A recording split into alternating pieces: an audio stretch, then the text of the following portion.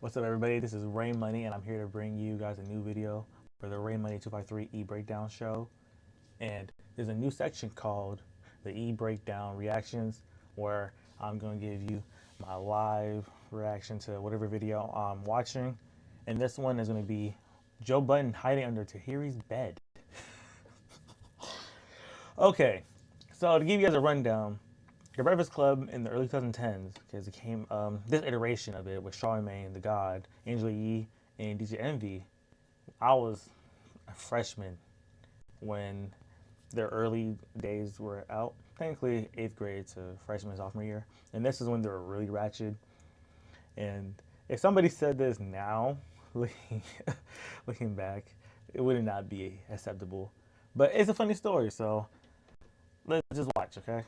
I'm just saying. Man, I wish I could tell the funniest story that Joe Budden told me, but I Tell can't. her. You gotta stop alluding to stuff you're not saying. That's really whack. It is whack. What is the story? Tell me. Something about you hiding under the bed. That's the greatest story ever told. Tell us. You can tell that story. I'll probably tell it better. No, I would rather hear you tell it. What happened? Go ahead, Joe.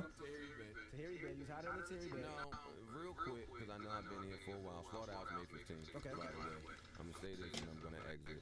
Oh, Fun fact, guys, I watched this whole interview. I'm remembering now why he said that initially with no context. You guys would probably think he's just a jerk. Before the whole thing with Charlamagne the God in 2020, the early 20s, he was really cool with Charlamagne God and the rest of the cast. He was actually friends. So it does suck to see how they mostly all fell out. But Angela was doing that she's a really nice person from what I've seen. That lame stuff where, oh, I want to say something, but I'm not going to say it. And it's just, that's so anticlimactic. Just say what you're going to say.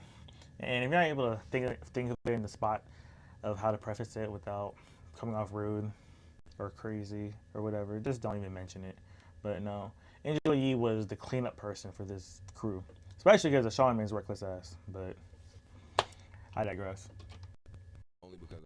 And he was promoting Slaughterhouse, by the way, too. This is when they were signed to Shady Records. There was about almost 2 years in, 2012, coming off that great Cypher, the BC Cypher in 2011, and off of Eminem and Royce the 5'9's duo, Bad Meets Evil EP, and they should have done more in my opinion. So they had a lot of momentum.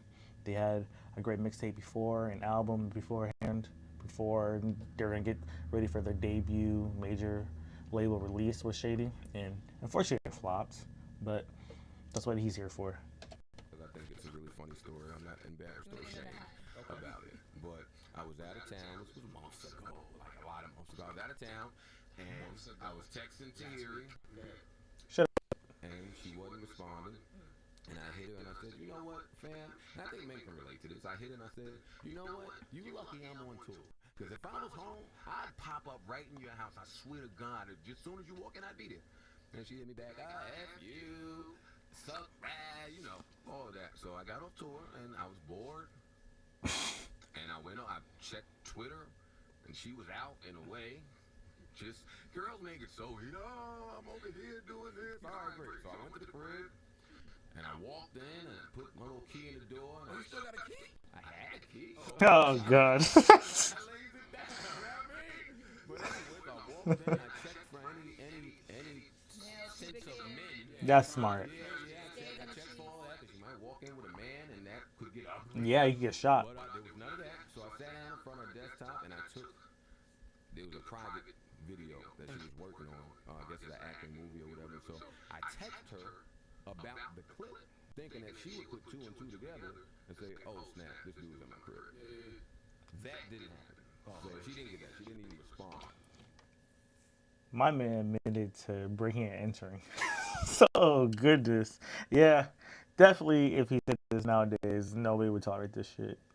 So to sum it up, I thought I heard her voice coming. So I did what any logical man would do. And I went behind the door. Right. So when she opened the door, it's like, right. I'm here. In Jersey. Okay, I'm standing behind the door. In Jersey, why do you want to know so badly? You want to go pop up and go see her or something, Charlamagne? Man, Charlamagne used to be really freaky in the early 2010s on these interviews. He'll sniff the girl's seat, do whatever. They allow him to, like, just hug him and shit. he was a freaky frog.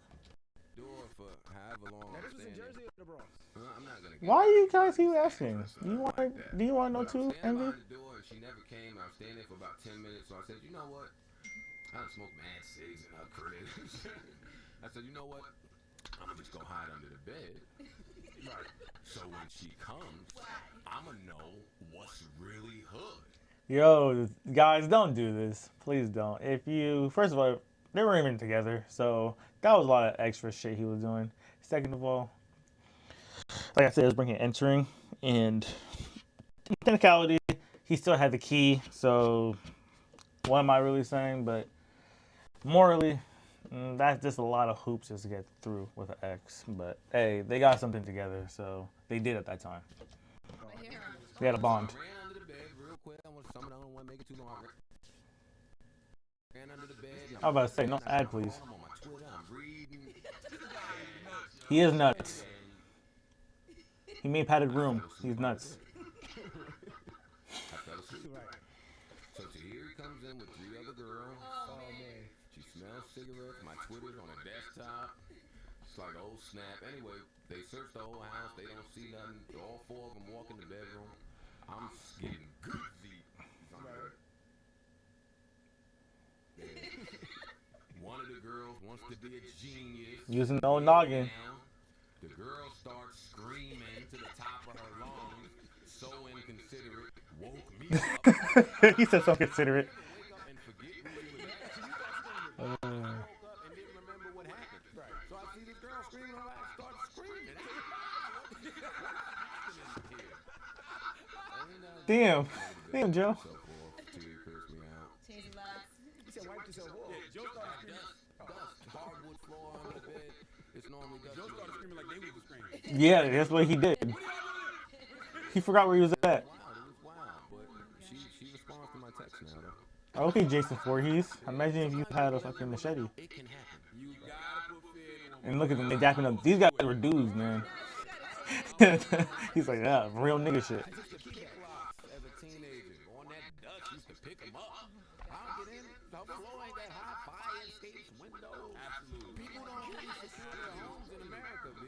That's very true. If I gotta call you 4 or 5 times in a row, I'm coming over. I'm coming. Answer when I pick up, then text me as soon as you wake up and say, oh, I was asleep. My bad.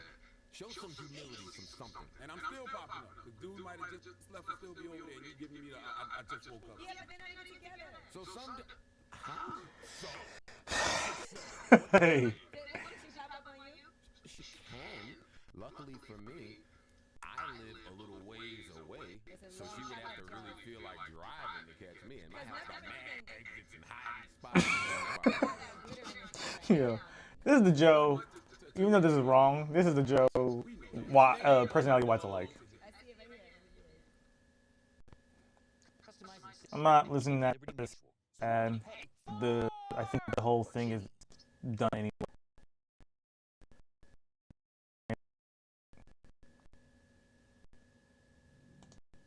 That's it, but yeah, I guess that was me reacting to Joe Budden hiding under Tahiry's bed. There's one last thing I want to say. Joe Budden is a really entertaining dude. He's the type of person that his life is never not crazy, which I don't know the same about him. Maybe Asian Chaos, I don't know, but he was a great rapper in my opinion. I mentioned Padded Room. Please listen to that project. I remember when it came out, it was right before there was a lot of hype for it, but a lot of people looking at him as a one-hit wonder, and he had hits. Hell, the first song I remember listening to was 5 playing NBA 03, which is a kid cover.